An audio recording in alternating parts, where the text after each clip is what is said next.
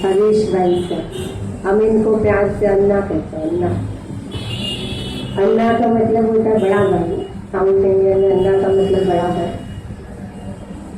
कि मैंने जब से इनके परिचय में आई तब से मैंने हमेशा देखा कि बाबा हमेशा कहते हैं कि एक माइक होना चाहिए। तो जैसे जो जिनका जो जीवन होता है वो अनेकों के लिए प्रेरणादायी बने। और हमने देखा कि जो जिनके जीवन से अनेक जो है वो प्रेरणा लेते भी हैं, लेकिन हमेशा बहुत गुप्त रहते हैं। तो आज उनको स्पेशल बोल करके आज आपके सामने आए। तो सबसे पहले तो उनका जो पूरा नाम यरमन नरेश शेट्टी। और इसमें भी जो भाई के खास 3-4 होटल है, भाई होटेलियर्स है। और बंट एसोसिएशन करके एक साउथ इंडियन का है ना, पूरा वो एक एसोसिएशन है जिसमें बहुत एक्टिव मेंबर है। आई थिंक सो प्रेसिडेंट भी रहे हैं। तो बहुत एक्टिव है और भी उनकी एक्टिविटी काफ़ी चलती रहती है, सोशल एक्टिविटी चलती है। और मैंने हमेशा देखा अन्ना जो है वो रवि अपने गोपाल शेट्टी भाई है, तो उनके साथ हमेशा वो दिल्ली जाना या कहीं ना कहीं जो कोई प्रोग्राम आदि होते हैं तो उससे में हमेशा सपोर्ट के रूप में हमेशा खड़े होते हैं। और गोपाल शेट्टी भाई जो है वो भी उनको बहुत मानते हैं कि आज कहीं भी कोई डिसीजन लेने होते हैं, कोई काम होता है तो उनको ज़रूर साथ में रखते हैं।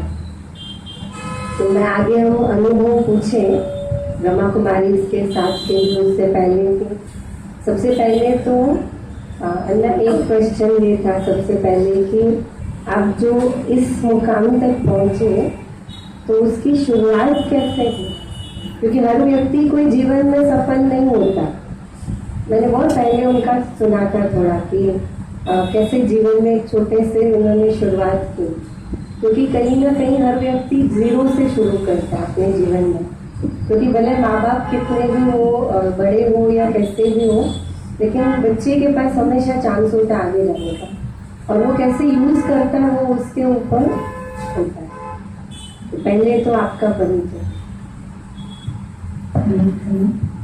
मेरा नाम ओम शांति। मेरा नाम हरीश शेट्टी है। मैं होटेलियर हूँ मुंबई का। मैं तो बचपन से बड़ा शरारत था। मेरा माँ मुझे हमेशा मारती थी, तो बहुत मार खाया मैंने बचपन में, स्कूल में या इधर घर के आसपास।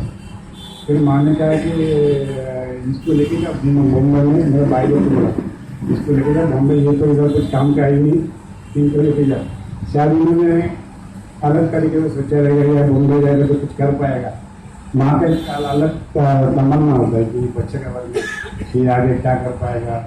तो वैसा 2 चीज़ में सोचा रहेगा कि आगे जाकर कुछ कर भी पाएगा या तो करना पड़ेगा, बट मतलब इधर नहीं चाहिए मुझे, इनको यहाँ से ले जाओ। तो मेरा भाई ने इधर लेके आया स्कूल में, तो बॉम्बे में थोड़ा पढ़ा हूँ। फिर उसके बाद में फिर कंपनी में ज्वाइन किया। पढ़ाई में स्कूल में भी पूरा तो खत्म हुआ नहीं। फिर कंपनी में ज्वाइन किया, तो कंपनी में भी 2-4 साल के बाद बोला तुम अभी निकल जाओ यहाँ से, कुछ होने वाला नहीं। वैसे लाइफ में बहुत स्ट्रगल रहता है कि भाई अभी आप लोग माता जी लोग यहाँ बैठा है कि बच्चों लोग के बारे में बहुत सोचते हैं आप लोग कि मेरा बच्चा क्या बनेगा, लेकिन कुछ ना कुछ बनेगा ही, क्योंकि वो पहले से तय करके आएगा क्या बनना है उसको। वो बनेगा ही, नक्की बनेगा, कुछ ना कुछ तो अच्छा ही बनेगा। तो आप लोग कल भी परेशान करते कि ये बच्चा कुछ बनेगा नहीं, ये बच्चा कुछ हो गया नहीं, ये तो गलत है। आप लोग बनेगा, कुछ ना कुछ बनेगा ही। मेरा माँ आज शायद नहीं है, तो अगर आज होता तो बहुत शायद खुश हो जाएगी कि मैंने मेरा फैमिली लाइफ के लिए बहुत कुछ ऐसा किया हूँ। मेरा माता जी के लिए भी मैंने हर साल में एक स्कूल में मिठाई बांटता हूँ, और एक स्कूल में पूरा साल में एक बार पूरा यूनिफॉर्म मेरा तरफ से जाता है स्कूल में, और पूरा स्कूल का देखभाल मैं करता हूँ। क्योंकि मेरा मम्मी भी वही स्कूल में पढ़ी और मैं भी वही स्कूल में पढ़ा था। उसके लिए मैंने बोला ये स्कूल का पूरा देखभाल मैं करूँगा, जो मैं नहीं करता हूँ स्कूल का देखभाल। तो बच्चे मस्ती करते हैं, जिसका मतलब ये है कि वो कुछ बन नहीं पाएगा, आगे जाकर कुछ ना कुछ बन पाएगा। फिर मुंबई में आया तो मुझे लगा कंपनी से भी निकल दिया। बोला अभी क्या करूँ, बोला अभी मैं अकेले, मैं बचपन से थोड़ा मेरा फैमिली का होटल था, तो मैं होटल में काम करता था। स्कूल से आता था 12:30 बजे, 1:30 से मुझे वो बांडी बर्तन घासना पड़ता था। फिर मुझे वेटर बनना पड़ता था 3 बजे से 6 बजे तक। 6 बजे फिर ट्यूशन जाता था, फिर 8 बजे घर पे, फिर 9 साढ़े 9 बजे सोता था। सुबह 6 बजे ऑफिस स्कूल जाना पड़ता था। तो मेरा शेड्यूल एकदम वो होता। तो होटल लाइन में थोड़ा मुझे जानकारी था। फिर मैंने लगा कि लाइफ में कुछ करना है तो क्या करें, पर मेरे पास तो कुछ रहेगा नहीं, एजुकेशन भी नहीं है, तो जाओ तो कहाँ जाओ। तो मुझे ऐसा लगा कि मैं होटल लाइन में जाऊँ तो कुछ होटल इंडस्ट्री में कुछ कर पाऊँ। फिर मैं गया होटल इंडस्ट्री में, वहाँ से मुझे वो सक्सेस मिला। फिर मैं बड़ा हो गया, फिर शादी हो गया, शादी हो गए, बच्चे हो गए। वो बच्चे की स्टोरी तो आप भी बोल सकते हो ना। मेरे एक लड़का था, दो बच्चे है मेरा, एक लड़का है। देखो आदमी एक बार सक्सेस होता है ना, फिर उसको गिराने की तो कोशिश करता है भगवान, इसको थोड़ा नीचे लेके जाओ, फिर इसको उठाओ। तो नीचे जाना भी जरूरी है। तो मेरा एक बच्चा था, उसको कैंसर हो गया था। उसका उम्र था 10वां साल में। वो इधर स्वामी विवेकानंद स्कूल में पढ़ता था। और वो बच्चा ऐसा था, मैं आपको अभी ज्यादा बोलूँ तो आप लोगों के बहुत बड़ा होता है कि उसके पास इतना टैलेंट था हर चीज में। वो उसको पढ़ाई में बोलो या एक्टिंग में बोलो या हर चीज में एकदम नंबर 1 था। और मैं सोचा कि ये बच्चा कुछ आगे बहुत कुछ बनाएगा, लेकिन कोई कुदरत ऐसा था कि 3.5 साल मुझे ट्रीटमेंट करना पड़ा।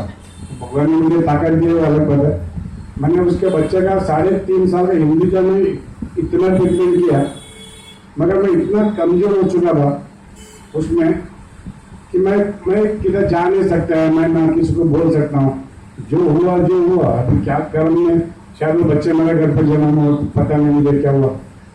फिर मैंने उसका ट्रीटमेंट किया, 3.5 साल तक ट्रीटमेंट किया। वो बच्चे वजह से कम 10 जन का और ट्रीटमेंट किया जाएगा मैंने। और ये ब्रह्मा कुमारी जब भी चालू हुआ तभी मेरा ट्रीटमेंट चल रहा था। अभी मेरा ब्रह्मा कुमारी तो इनको कुछ देऊँ मैं, क्योंकि मेरे बच्चे बीमार है। बोले इसका अच्छा हो जाए तो मैं कुछ दान करूँ या कुछ ये करूँ या कुछ वो करूँ। मैंने बहुत कुछ किया। मैंने बहुत सारे पेशेंट लोगों को, मैं अगर ब्लड चाहिए था तो मैं 15-20 जन को ले गया था हॉस्पिटल में। बोले किसको ब्लड चाहिए तो ये इन लोगों का ब्लड ले लो। तो यहाँ से ब्रह्म को ये सेंटर चालू हुआ, तभी भी मेरा बच्चे बीमार था। तभी मैंने इधर भी थोड़ा सा सेवा किया था वो टाइम में। बट कुदरत का ऐसा था कि वो बच नहीं पाया। तो वो तो ठीक है, वो हो गया। उसके बाद मैंने एक बार ब्रह्म कुमारी में आया तो शिवानी बहन के साथ, अभी फादू बहन की, गिरिया बहन की, गिरिया बहन की, मैंने उनके साथ 1 घंटे का डिस्कस किया शिवानी बहन के साथ। बोले ये मुझे ऐसा हुआ क्यों, ये क्या है। तो मैं भगवान का मंदिर का इतना कुछ किया और इतना सब दान किया मैंने मंदिर में, शायद ही कोई कर सके। आप लोग जाने के लिए मालूम, शबरीमला मालूम है आप लोगों को, शबरीमला वो काला कपड़ा पहन के जाते, देखो केरला में मंदिर है, उसको 60 डेज से उपवास रहता है। मैंने 1986 में स्टार्ट किया था, 68 दिन उपवास है। मतलब ब्रह्मचारी, मतलब वो कपड़ा काला पहन के, जूता नहीं पहनने का, पैंट शर्ट नहीं पहनने का, खाली लुंगी और वो पहनने का। फिर 60 किलोमीटर 60 to 65 किलोमीटर चलना है उधर। वो बहुत टफ था, क्योंकि वो 60 डेज का उपवास इसलिए था कि बिना चप्पल चले तो उधर अपन चल पाते, तो वरना फिर चल नहीं पाता था। तो वो सब उसका तो था, उपवास करना, घर पे रहना नहीं है, बेड में सोना नहीं है, जमीन में सोना, गर्म पानी लाना नहीं है, ठंडा पानी में लाना, यानी सब डिफरेंट था। अपन अभी जो करता है उसका पूरा उल्टा था उधर। तो वो करते मैंने 18 साल मैंने खत्म कर दिया। 18 साल कंटिन्यू मंदिर में गया, हर साल में एक बार, तो वो फिनिश हो गया। तो उसके बाद में मुझे ऐसा लगा कि मैं 18 महीना कंटिन्यूस करूँ। तो फिर 18 महीने में कंटिन्यूस किया। तब मैं ये मेरा बच्चे के साथ में, ये बच्चे को भी लेके गया साथ में। और मुझे मंदिर का बड़ा एक ये था कि मंदिर में जाओ, ये करो। फिर मैंने 18 महीने भी मेरे से हो गया। 18 महीने खत्म हुआ तो फिर मुझे लगा कि मैं 18 दिन बैठ जाऊँ मंदिर में जाके। और ये बिजनेस होते हुए भी मुझे अभी भी लग रहा है कि मैं 18 दिन कैसा बैठा था। मैं 18 दिन वो मंदिर में जाके बैठ गया। आप लोग यकीन नहीं करेगा, मैं एक चीज आप लोगों को बता रहा हूँ। सीढ़ी के नीचे एक जगह रहता, सीढ़ी के नीचे छोटा तो एक बिल्डिंग था, उसके नीचे मैंने वो बिस्तर डाल के सो गया था। उधर पुलिस वाला का राउंड अप होता है कि बोला ये कौन इधर बड़ा शॉल लगा के सोया है। चलिए और आप लोग मुंबई से गए ना, कि अपना ये शॉल रहता है ओढ़ने के लिए, तो दिया तो तुमने शॉल डाल दिया, तो उनको ये शॉल डाल के सोते को नहीं था, बोलता सौ नहीं आया बोला। तो बता रहा कि बोले इसको बोलो यहाँ से रुकने में नहीं, यहाँ से चले जाओ, उधर रुकने में नहीं। फिर मैं मंदिर जाके आया तो मुझे तो बिल्डिंग वाले बोलने लगे कि आप इधर रुक नहीं सकता है, बोला आपको जाने बोला। बोले किसने बोला? बोले एसपी साहब ने बोला। फिर मेरा किधर बैठता हुआ एसपी? बोला ऐसे बैठता। मैं क्या उसके बाद मैं उसकी जाके बोला सर मैंने मंदिर में, बोला 18 साल में ये मंदिर में आ चुका था, अब ये 18 महीना मैंने खत्म किया, अगर 18 दिन मुझे बैठने के लिए आएगा, अगर आप बोलेगा परमिशन लेकर मैं बैठूंगा, वरना मैं रोज नीचे जाऊंगा 10 किलोमीटर और रोज 10 किलोमीटर ऊपर आऊंगा। मुझे दर्शन तो करना ही है मंदिर में। आप अगर यहाँ परमिशन नहीं देगा तो मैं नीचे जाऊंगा, रोज 10 किलोमीटर उतरना है पहाड़ के नीचे, फिर 10 किलोमीटर चढ़ना है ऑफिस सुबह, ये तो मैं करूंगी। अभी आप बोलो क्या करना है? बोले तुम इधर क्यों बैठना है? मुझे ऐसे लग रहा है कि मेरे मंदिर में भगवान को देखूँ, बोला तो लग रहा है मुझे। बोला तो बोला ठीक है फिर बैठ गया। तो उसने मुझे परमिशन दिया, फिर मैं आता भी आराम से बैठ गया। फिर उसके बाद मैं तिरुपति चालू किया। मैंने तिरुपति मैंने 10 साल हर महीने में पूनम का चालू किया। अभी एक लास्ट मंथ में 10 साल हो गए।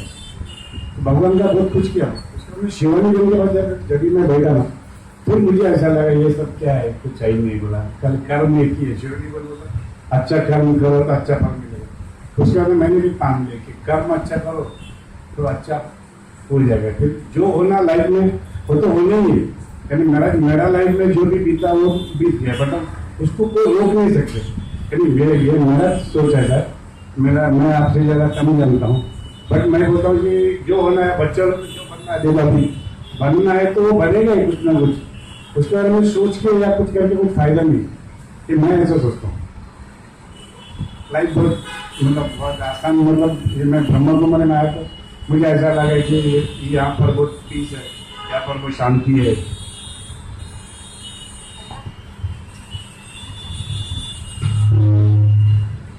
फिर अभी जब कृषि की याद आती है तो क्या करती है? अभी मैंने याद थोड़ा कम कर दिया। मैंने मेरे वाइफ को बोला याद को थोड़ा कम करो, इसको ज़्यादा याद करके फिर उसमें कुछ होने वाला नहीं है, थोड़ा याद कम करो तो थोड़ा लाइफ को ज़्यादा आराम से लो। तो ये दौर मैंने खुद देखा हुआ है, क्योंकि मैं बड़ी वेस्ट में थी और वहाँ पर हरीश भाई अन्ना उसको लेकर आए थे। और जब वो बच्चे ने जब बच्चे ने शरीर छोड़ा तब मैं ट्राई में थी, और जब उसका ट्रीटमेंट चल रहा तब मैं बड़ी बड़ी वेस्ट में थी।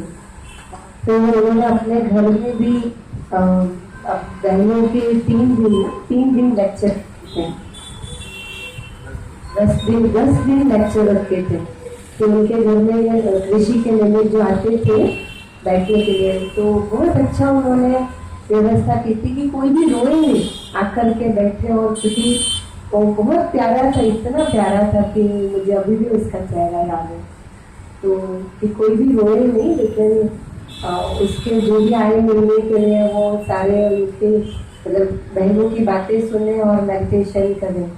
तो मतलब वैसे टफ टाइम में भी उन्होंने इस दौर को पास किया है ना। अगर ये मतलब ब्रह्मा कुमारी से रिलेटेड उसमें क्या फायदा हुआ? समझो यही परिस्थिति अगर ब्रह्मा कुमारी से जुड़े नहीं होती और आती होती, और इसके बाद मतलब आप ब्रह्मा कुमारी या ज्ञान से मेडिटेशन से जुड़े थे, उसमें क्या फर्क? मैंने ये बात सोचा था कि मेरा बच्चा का कुछ हुआ, तब मैंने सोचा था कि अच्छा काम कुछ करना नहीं है, अभी किसी का भलाई करना नहीं, बोले किसी को दान देना नहीं, पर आपको लगा अपना काम करे, आपने जितना काम नहीं करो अपना। लेकिन फिर मुझे लगा कि नहीं, ये नहीं हो सकता, क्योंकि वो नेचर था ना, संस्कार था ना दूसरों का अच्छा करना। और मैं खुद देखती हूँ कि इतने समय से वो हमेशा, उनको कभी भी फोन करो तो दूसरों के ही काम में बिजी होते हैं, मतलब किसी के। और यहाँ तक कि उनके अंदर इतनी पॉजिटिविटी फील करते हैं कि कितने ऐसे परिवार के जो अपनी पर्सनल प्रॉब्लम उनके पास लेकर आते हैं सॉल्व करने के लिए, कई झगड़े होते हैं वो सॉल्व करने के लिए लेकर आते हैं। और दूसरी बात जो उन्होंने कही थी ना कि मंदिर में उनको अभी आप हर महीने उनका फिक्स है, पूनम जब आती है तो तिरुपति जाते, तो मैं भी अगर उनको बुलाना होता है तो वो जरूर देख लेती हूँ कि वो अभी इधर है या तिरुपति में है, कब जाएंगे कब आएंगे, त्योहार का दिन। और उनका ये है, तो जैसे अन्ना आपने कहा ना, उसको 10 साल पूरे होंगे। मेरा महीने में 2 दिन लगता है, हाँ, एक दिन जाना और एक दिन आना। तो अन्ना शायद आपको ध्यान में नहीं होगा, लेकिन आपको संस्था से, ब्रह्मा कुमारी संस्था से जुड़ के भी ये 10 साल हो गए। 2007 में अपना साउथ इंडियन प्रोग्राम था, वीर सावरकर गार्डन में था साउथ इंडियन प्रोग्राम, और उस समय अन्ना जो है वो ब्रह्मा कुमारी के परिचय में आए थे। अच्छा, फिर कैसे कंटिन्यू हुआ? मैं बताया ना आपको कि मैं कुछ करने वाला नहीं था, कि अच्छा काम करना नहीं है, अच्छा काम करना नहीं है, किसी को दान देना नहीं है, किसी को कुछ करना नहीं, वो सोच के बैठ गया था। फिर ब्रह्मा कुमारी का बात तो मुझे ऐसा लगा नहीं कुछ अच्छा ही काम करना है। फिर मैं डाइवर्ट कर दिया उसको पूरा लाइफ को मेरा। अच्छा, उसमें एक घर पे मंदिर फोटो वीडियो कुछ रखना नहीं, मेरा बच्चे को मतलब सारे निकाल दो, कुछ करना नहीं अपने को, एकदम मैं नेगेटिव सोच के लगा था, कुछ करना नहीं, ना भगवान है ना कुछ है, और कुछ अच्छा काम करना ही नहीं। फिर वापिस मैं ब्रह्मा कुमारी शिवानी फिर मिला, तब से मैं फिर डाइवर्ट हो गई थी, चलो अच्छा कर्म ही करना है, कर्म अच्छा करना है, बाकी मंदिर जाते वो फिर करते वो करते वो सब छोड़ देते। अच्छा, और जो संस्थाओं में भी जैसे आपका जाना होता है एज अ गेस्ट के रूप में भी, अन्ना शेष है तो यहाँ पर आते हैं, तो कभी भी आज भी उनको पता नहीं था मैं ऐसे बिठाने वाली हूँ। अगर मैं उनको बोलती ना कि ऐसे बिठाने के लिए, तो वो नहीं आते, वो हाँ बोल के भी नहीं आते। तो इसलिए मैंने उनको सस्पेंस रखा था, उनको सिर्फ बोला था आप 5:30 पहुंचो, बस मुझे आपका टाइम चाहिए, तो ऐसे करके वो आए थे। लेकिन जैसे और भी संस्थाओं में उनको एज अ गेस्ट के रूप में भी उनको बुलाते हैं। तो अन्ना एक पूछना था कि जैसे और संस्थाओं में भी आप जाते हैं कि तो वहाँ में और यहाँ में क्या फर्क नजर आता है? यहाँ में तो बहुत फर्क है। क्या देखो लाइफ में ना, आपको अगर आपको डिस्टर्ब होता है लाइफ में, बहुत सारे चीज में आपको डिस्टर्बेंस आ जाता है कि मुझे क्या करना है, मुझे क्या करना है। यहाँ आके बैठ जाओ, पागल बैठ का सुनो, तो फिर आपका लाइफ नहीं बनता, फिर आपको कुछ करना ही नहीं है, भाई एक ही ट्रैक में जाओ। इधर तो ट्रैक एक ही ट्रैक है, एक ही ट्रैक जी जाओ, एक ही काम करो, एक ही करो, तो उसमें लाइफ निकल जाता है आदमी का। अभी इनको देखो ना, इनको भी चाहिए कुछ नहीं चाहिए, काले हंसी है बस। सब लोग इनके जैसा सब रह नहीं सकते, पर आप लोग थोड़ा इनके साथ में, मैं भी ज्यादा टेंशन हो जाता है, मैं यहाँ के बैठ जाता हूँ नीचे, फिर इनसे थोड़ा बात कर लेना, मतलब कुछ सुना हूँ, मेरे को बोला मेरा ऐसा टेंशन है, कुछ सुना, फिर इसका सुनता हूँ, फिर मैं चले जाता हूँ, फिर एकदम आराम से, कोई झगड़ा नहीं, किससे बात नहीं, कुछ नहीं करना, सब चलता है लाइफ में। रास्ते में चलते चलते फिर भोजन नाकाम होते हैं, भोजन के बाद ऐसा लगता है कि यार ये गलत है, ये गलत है, कुछ नहीं, अपने को चलना ही है तो चलो। पहले के रिएक्शन और अभी रिएक्शन में क्या फर्क है? समझो पहले अगर आप जा रहे हो ट्रैफिक में, कोई गाली दे रहा है, तो आपका रिएक्शन क्या होता था, अभी क्या रिएक्शन है? तो अभी याद मत करो मुझे आना इसलिए तो अभी तो मेरा पूरा ड्राइवर चेंज हो गया था। पहले तो ऐसा होता था कि कहीं भी जाओ, कोई भी कुछ गलत करे तो उसको 2 बजाओ, फिर अगर वो पुलिस स्टेशन गया तो मैं भी जाकर पुलिस स्टेशन बैठ जाता था, बस चलो उसका बराबर है क्या मेरा बराबर है, या तो मेरा गलती है तो मेरे सजा दो, उसका गलती है तो उसको दो, तो मुझे पूरा ठीक करके भेजता था मैं उसके सामने। अभी तो मैं सोच लेगा, अभी मुझे वो सब कुछ करके फायदा नहीं, बस सब आदमी को मैं एक बात क्लियर होता हूँ, हर एक आदमी को नेचर अलग है, वो अपना स्टाइल में जीता, मैं अपना स्टाइल में जीता हूँ, लेकिन सबको मंजिल एक ही है, सब एक जैसे नहीं ले सकते।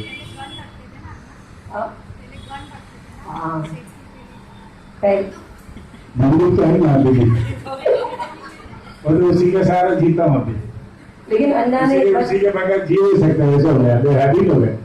हाँ अभी हैबिट हो गया, लेकिन एक बार अन्ना अन्ना ने दिखाया था वो घर लेकर रखते हैं सेफ्टी के लिए ऐसे, लेकिन एक बार अन्ना वो लेना भी भूल गए तो कह रहे थे कि अब मैं इतना थोड़ा रिलैक्स होता हूँ कि पहले वो चीज याद आती थी मुझे, कहते अभी तो कि रखा हुआ। हाँ अभी कहते कि मेरा वो लेना मतलब याद करना भी हो, कई बार मैं भूल भी जाता हूँ, मेरा थोड़ा जैसे रिलैक्स हो गया। और एक अनुभव कि अन्ना ने एक ज्ञान में आकर के मतलब जैसे मेडिटेशन और यहाँ पर आकर के उन्होंने नॉनवेज छोड़ा। और वो कैसे छोड़ा? वो फिर मन ही नहीं लगता है। कई बार ऐसा होता है ना, मैं फोन करती थी और वो नॉनवेज खा रहे होते हैं ना, वो फोन नहीं उठाते थे, हाँ। फिर 2 घंटे बाद उनका फोन आता था। मैंने बोला भी उनको कि मैं आपका कॉल आया तो मैं देखा तो मैं नॉनवेज खा रहा था, इसके लिए मैं आपका कॉल नहीं किया कि मुझे ऐसा लग रहा है कि इनसे बात करूं तो मैं वो टाइम में नॉनवेज खाऊं तो भी बात करना ठीक नहीं है, मुझे ऐसा लग रहा था। लेकिन अभी क्या होता है, अभी तो वो दिल ही नहीं मानते कि नॉनवेज खाने का। छोड़ने का संकल्प कैसे आया? तो ऑटोमेटिक आ जाता है, आपके पास आ जाता है, अभी सब चीज तो भूल रही है, सबसे जड़ तो आती है। लेकिन अभी कभी खाने का मन नहीं होता। अभी नहीं होता, पहले से मैं फास्टिंग भी बहुत करता था, तभी एक बार फास्टिंग स्टार्ट किया फिर तो मन में होता ही नहीं कि मुझे कुछ खाना है, फास्टिंग खत्म होने का भी चालू हो गया। अच्छा अन्ना, आपका 2-3 होटलें हैं, मतलब जैसे उनका जो पूरा बिजनेस है होटल जो ब्रह्मा कुमारी से जुड़े उससे पहले से ही है, रेस्टोरेंट एंड बार होता है ना, जहाँ पर ड्रिंक और फैमिली रेस्टोरेंट और तो लॉज वगैरह होती है। तो एक अन्ना आपका पूरे दिन का शेड्यूल कैसा होता है? आप खुद सुनोगे ना शेड्यूल तो एक बहुत ये इतना टाइट शेड्यूल उनका होता है, लेकिन फिर भी उसके अंदर काफी उन्होंने टाइम सेट करके रखे हुए हैं। और बहुत अच्छी बात है कि आप इन्होंने अपने लाइफ में कभी भी ड्रिंक नहीं किया, कभी भी ड्रिंक नहीं करते थे, और रात को 9 बजे घर पहुंच जाते हैं। तो उनको हमेशा कहते कि ऐसा कैसे हो सकता है, आप होटल चलाते हो और रात में 9 बजे घर कैसे पहुंच सकते हैं? ये तो अब भी चाहते हुआ मैंने, पहले मैं रात को 1:30 बजे 2 बजे घर पे आता था, वो वही अलग मेरा एक लाइफ ही अलग स्टाइल था, और अभी का लाइफ स्टाइल मैंने चेंज कर दिया पूरा। अभी सुबह बराबर 7 बजे उठता हूँ, फिर 1 घंटे का एक्सरसाइज में जाता हूँ, नीचे जिम में जाता हूँ, वहाँ से फिर हम नाश्ता करके 9 बजे या 10 बजे के अंदर घर से निकल जाता हूँ। फिर खाना तो सब हम लोग होटल में हो जाता है, खाली ब्रेकफास्ट घर पर हो जाता है, फिर रात को जाके 9-10 बजे करते हैं। शेड्यूल एकदम फिक्स है, 12-13-14 घंटे तो बाहर में। फिर अन्ना माउंट आबू कर क्या? हाँ माउंट आबू वहाँ का अनुभव, माउंट आबू का स्पेशल। माउंट आबू का स्पेशल बोलेगा तो एक मुझे बहुत याद आ रहा है वो लोग, मैंने कि 4 या 5 दिन का शायद नहीं? तो अभी हम लोग होटल इंडस्ट्री में होटल बिजनेस करते हैं, तो अभी अपने पास जो कस्टमर आते हैं तो हम लोग लगता है कि मेरे पास अभी एक होटल में कम से कम 60 से 70 आदमी इनको संभालने के लिए जो कस्टमर आता है उसको एक वेलकम करने के लिए एक वॉचमैन रहता है, फिर अंदर गए तो पानी देने के लिए, फिर आया तो खाना पूछने के लिए, फिर आया तो खाना देने के लिए, फिर खाना आने के बाद प्लेट उठाने के लिए एक लड़का आता है, बनाने वाला फिर अलग है, मुझे बहुत सारे जन रहते हैं। जब भी मैंने माउंट आबू गया तो मुझे लगा ही नहीं कि इधर आदमी कौन है, काम कौन कर रहा है, क्या कर रहा है, मुझे पता ही नहीं चला। और मेरा उधर तो कम से कम लेके 1000 आदमी आके खाना खाते रहेगा, उधर तो 30,000 आदमी 40,000 आदमी एक साथ में खाना खाते और एक साथ में बैठते, कुर्सी व्यवस्था, स्टेज है, सारी चीज़ें उधर। बट मुझे ऐसे बड़ा ताजुब लगा, इधर एक टूर कर रहा है, मैं तो मेरा एक होटल चलाने के लिए मेरे को तो सुबह से शाम तक भागदौड़ करना पड़ता है। इधर कौन भागदौड़ करता है, क्या करता है, मुझे समझ में नहीं आया अभी तक, वो कैसे चल रहा है, कौन चला रहा है, मुझे आज तक उसके हिसाब किताब नहीं मालूम पड़ा। मैं एक होटल देखता हूँ तो 2-3 होटल में रोज जाना पड़ता है मेरे को, उसमें इतना काम रहता है, आदमी लोग को बोला उनसे बात करो, उसको ये सिखाओ, उसको ये बोलो कि ये करो, कल ये गलती मत करना, कल वो करना, कस्टमर को ये मत करना, तो सारी चीज़ का बहुत सारा काम रहता है। फ्रिज में जाता हूँ तो फ्रिज में देखता हूँ कि क्या क्या रखा है, क्या नहीं रखा है, वो ठीक है या